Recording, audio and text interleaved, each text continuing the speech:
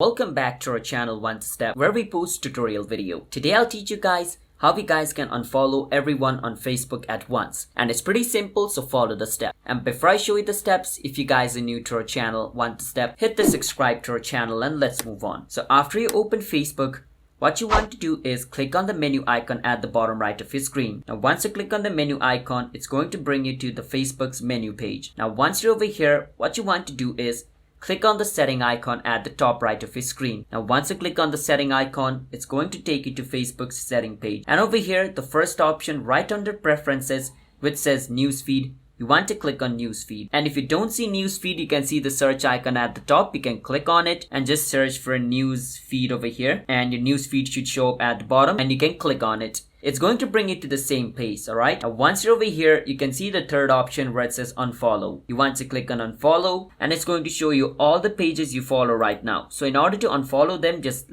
click on their name, and once it gets highlighted in blue, that means you unfollowed them. So just like this, you can start clicking on their name and you will be starting to unfollow them just like this. So that's how we guys can unfollow everyone on Facebook at once, just like this.